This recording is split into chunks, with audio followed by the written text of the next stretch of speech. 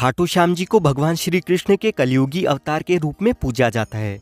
महाभारत की युद्ध भूमि में अपना शीश काटकर श्री कृष्ण जी को दान देने वाले बर्बरीक जी, जो कि राजस्थान के सीकर जिले के खाटू गांव में खाटू श्याम जी के नाम से प्रसिद्ध है। श्याम बाबा के भव्य मंदिर में दर्शन करने के लिए हर दिन लाखों भक्त पहुंचते हैं। मान्यता है कि श्याम बाबा सभी की मनोकामनाएं पूरी करते हैं।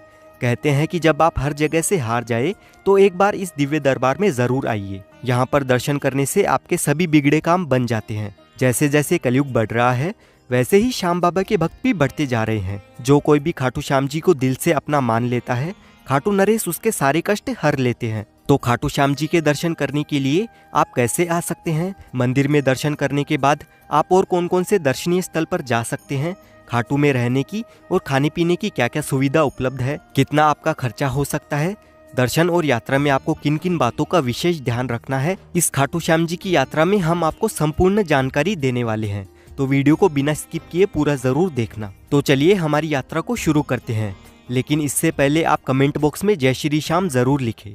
खाटू श्याम जी के मंदिर तक आने के लिए ट्रेन के माध्यम से सबसे पहले आपको जयपुर रेलवे स्टेशन तक आना होगा। वैसे तो खाटू का नजदीकी railway station rings railway station पड़ता है। अगर आपके यहाँ से रिंगस रेलवे स्टेशन के लिए डायरेक्ट ट्रेन नहीं आती है तो आप जयपुर जंक्शन तक आ जाइए। जयपुर जंक्शन सभी प्रमुख शहरों से वेल कनेक्टेड है और जयपुर से खाटू श्याम जी जाने के लिए बसेस के थ्रू बहुत ही अच्छी कनेक्टिविटी भी है। लेकिन अगर आप रिंगस आ रहे हैं तो रिंगस से खाटू श्याम जी का मंदिर सिर्फ 16 किलोमीटर के डिस्टेंस पर ही लोकेटेड है। रिंगस रेलवे स्टेशन के बाहर आपको खाटू जाने के लिए सवारी जीप मिल जाती है, जिसका किराया 50 रुपए रहेगा। वैसे ज्यादातर लोग जयपुर के रेलवे स्टेशन से होते हुए ही आते हैं। अगर आप भी जयपुर जंक्शन से आते हैं तो आपको रेलवे स्टेशन से ई रिक्शा में 20 रुपए देकर 1 किलोमीटर के डिस्टेंस पर स्थित सिंधी कैंप बस स्टैंड पर आ जाना होगा। यहाँ से आपको खाटू जाने के लिए बहुत सारी राजस्थान रोडवेज और प्राइवेट बसेस मिल जाएगी। यहाँ पर आप देख सकते हैं कि ये खाटू श्याम जी का प्लेटफॉर्म है। ये प्लेटफॉर्म उन यात्रियों के लिए स्पेशल बना हुआ है जो खाटू श्याम जी के लिए जाते हैं। इस बस स्टैंड के अंदर और बस स्टैंड के बाहर प्राइवेट और गवर्नमेंट की बसेस सुबह 4 बजे से ही हर आधे से 1 घंटे में खाटू के लिए रवाना होती है। जयपुर से खाटू श्याम जी 80 किलोमीटर के दूरी पर है और गवर्नमेंट बस का टिकट 60 रुपए से लेकर 100 रुपए तक लिया जाता है। वहीं प्राइवेट बस में नॉन एसी के 100 रुपए और एसी बस के 120 रुपए का किराया लिया जाता है। लगभग 2 घंटे का सफर तय करते हुए हम खाटू श्याम जी के बस स्टैंड तक पहुंच जाते हैं और इस बस स्टैंड से खाटू श्याम जी का मंदिर मात्र 1 किलोमीटर की दूरी पर स्थित है। बस स्टैंड से बाहर आते ही सबसे पहले आपको ये वाला प्रवेश द्वार नजर आता है। इस द्वार को तोरण द्वार के नाम से जाना जाता है। यहाँ पर श्याम बाबा के भक्त नाचते गाते खूब एंजॉय करते हुए फाल्गुन महीने के मेले के दौरान 11 के दिन सभी भक्त निशान लेकर रिंगस से खाटू श्याम जी तक 18 किलोमीटर की पैदल यात्रा करते हैं और इस तोरण द्वार के पास आकर श्याम बाबा को स्मरण करते हुए उनके दर्शन करने के लिए जाते हैं। मंदिर की ओर जाते वक्त आपको रास्ते में बहुत सारी छोटी बड़ी प्रसाद की दुकानें नजर आएगी। इन दुकानों से आप भी प्रसाद ले सकते हैं। श्याम बाबा को मिश्री, पेड़ा, चूरमा और गुलाब के फूल प्रसाद के तौर पर अर्पण किए जाते हैं। खाटू श्याम जी के दर्शन करने से पहले सभी भक्त मंदिर के पास में बने इस श्याम कुंड में स्नान करने के बाद ही खाटू श्याम जी के दर्शन करने के लिए जाते हैं। प्राचीन मान्यताओं के अनुसार इस श्याम कुंड में स्नान करने से चर्म रोग भी ठीक हो जाता है। और यहाँ की एक और विशेष बात है, इस जगह पर पुराने जमाने में खेत हुआ करता था और यहाँ पर एक गाय आकर रोज अपने आप दूध दिया करती थी। जब लोगों को इस बात का पता चला तो यहाँ खुदाई की गई।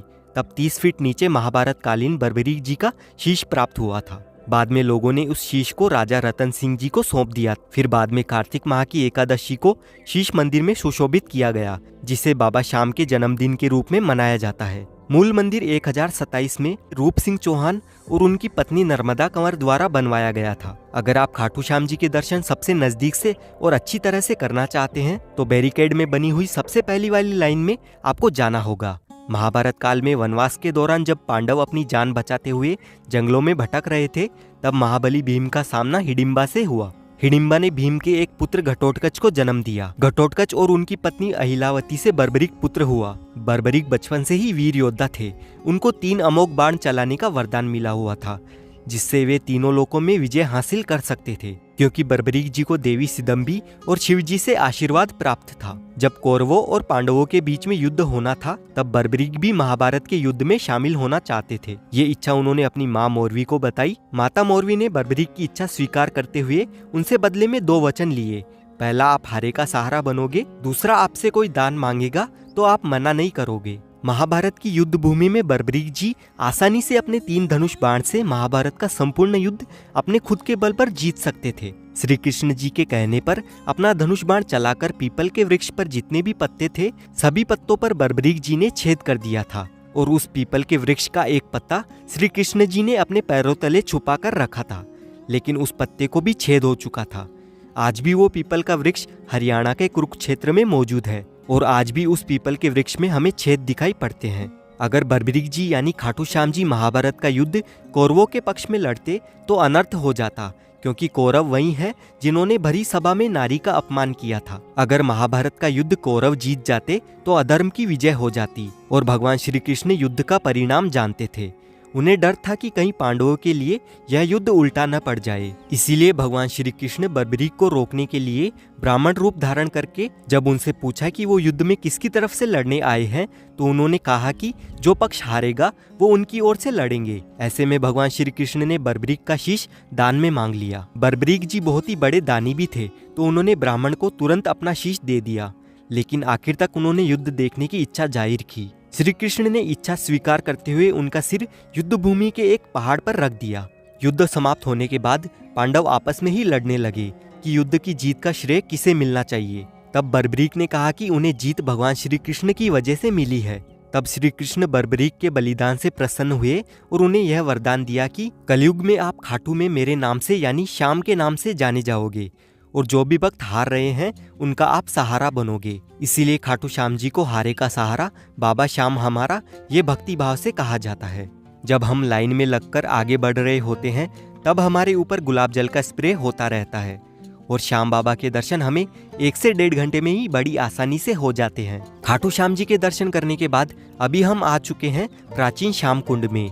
ये वही प्राचीन श्याम कुंड है जहाँ से खाटू श्याम जी का शीश प्राप्त हुआ था। पहले सभी भक्त इस प्राचीन कुंड में स्नान किया करते थे, लेकिन भक्तों की संख्या अधिक बढ़ने के कारण प्राचीन कुंड के पास में ही नया कुंड बनाया गया था और प्राचीन कुंड से ही इस वाले नए कुंड में पानी निरंतर आता रहता है। इस प्राचीन कुंड के बारे में बहुत सारे भक्तों को मालूम नहीं है, तो यहाँ पर भी आकर आप दर्शन जरूर करना। खाटू श्याम जी के मंदिर के पास में ही श्याम वाटिका स्थित है। इस जगह पर श्याम बाबा के परम भक्त आलू सिंह महाराज जी की समाधि स्थली है। आलू सिंह महाराज जी वही हैं जिन्होंने ब्रिटिश राज के दौरान लोगों में श्याम बाबा के प्रति भक्ति की लहर जगाई थी, जो आज भक्ति का महासागर बन चुका है। आलू सिंह महाराज जी का विवाह सवाई माधोपुर के राजावत परिवार की कन्या से हुआ था। बाद में उनकी पत्नी का देहांत होने के बाद उन्होंने अपना पूरा जीवन श्याम बाबा की भक्ति में बिता दिया था। खाटू नगरी में आपको खाने पीने की कोई भी कमी नहीं होने वाली है। यहाँ पर बहुत सारे रेस्टोरेंट्स बने हुए हैं जहाँ पर आपको 60 रुपए से लेकर 100 रुपए तक वेज थाली मिल जाएगी और यहाँ पर आपको बहुत सारे मिष्ठान भंडार भी नजर आएंगे जहाँ से आप मिठाई, चूरमा, रबड़ी, मालपुए, मावा कचौड़ी, इस तरह के सभी व्यंजन आप कम रेट में यहाँ पर एंजॉय कर सकते हैं। यहाँ पर खाने पीने की बढ़िया बढ़िया चीजें मिल जाती है। अगर आप श्याम बाबा के दरबार में रुकना चाहते हो तो तोरण द्वार से मात्र 100 मीटर की दूरी पर वृंदावन धर्मशाला मौजूद है। यहाँ पर आपको एसी हॉल जिसमें 15 से 20 लोग रह सकते हैं उसका 24 घंटे का चार्ज 2000 रुपए का रहेगा और नॉन एसी हॉल का 1400 रुपए। वहीं यहाँ पर 3 बेड वाला एसी रूम आपको 600 रुपए में मिल जाएगा और नॉन एसी रूम मात्र 300 रुपए में मिल जाएगा। और इसी धर्मशाला में खाने पीने के लिए बहुत ही अच्छी सुविधा मिल जाती है। अगर आप खाटू श्याम जी की यात्रा एक ही दिन में करते हैं तो आपको 400 रुपए से लेकर 600 रुपए तक का खर्चा आ सकता है।